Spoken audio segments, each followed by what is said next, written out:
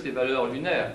Peut-être qu'on peut trouver des valeurs solaires ultérieurement. Il y a un équilibre entre les deux, qui est la voie médiane, la voie centrale, qu'on appelle aussi la voie du milieu en Orient. Maintenant, comment sont connectés les éléments internes et externes? C'est extrêmement simple à voir. Quand vous respirez, vous êtes connecté automatiquement par votre respiration avec l'élément air externe et il entre en vous. Quand vous buvez de l'eau et n'importe quel liquide, vous êtes connecté automatiquement avec l'eau extérieure, avec les sources extérieures.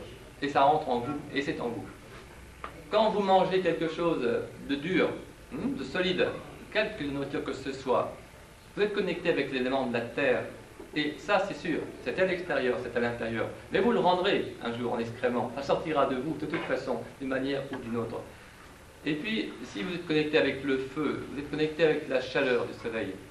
Car sans cette chaleur du soleil, vous n'auriez pas de chaleur, vous ne pourriez pas vivre longtemps si le soleil n'existait pas.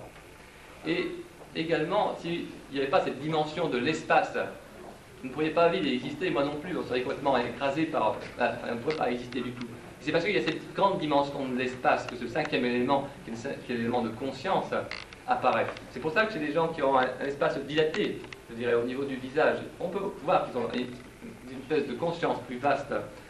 Ceux qui ont parfois un faciès plus étroit, plus condensé, alors parfois il y a des niveaux aussi d'ouverture, des niveaux de fermeture selon les différents éléments du corps.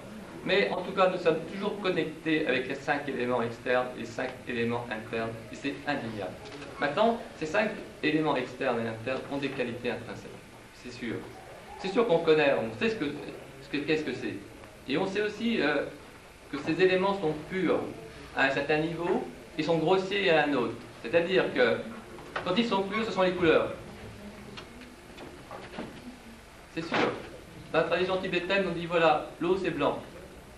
En Chine, on dit c'est noir. Mais bon, blanc.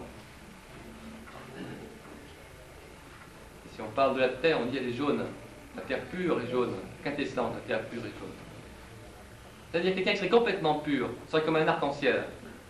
Au lieu de voir un corps physique comme ça, avec une espèce de couleur blanche rosâtre, on verrait des couleurs.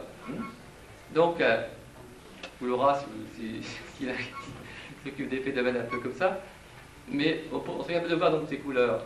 La terre pure est jaune, l'eau pure est blanche, le feu pur est rouge, bien sûr, l'air est vert, couleur verte, et l'espace est bleu. 10 couleurs fondamentales. Si vous manquez d'air, c'est facile.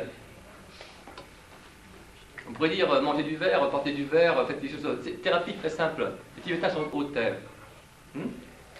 En même temps, ces éléments ont, à mon avis, à notre époque, la qualité d'un astrologue, c'est de faire prendre conscience du temps de ligne du Capricorne. Ou appeler résultat karmique à amasser aux différents temps.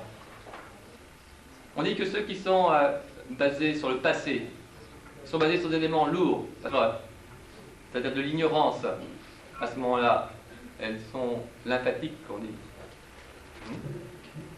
Bilieuses, les autres, quand elles sont chaudes.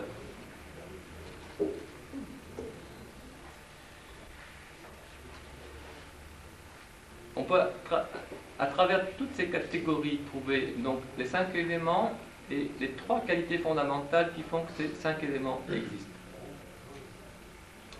Et la qualité d'un astrologue, à mon avis, c'est de pouvoir donner à une personne qui est prisonnière de certains manques d'éléments, de déséquilibre de certains éléments, de donner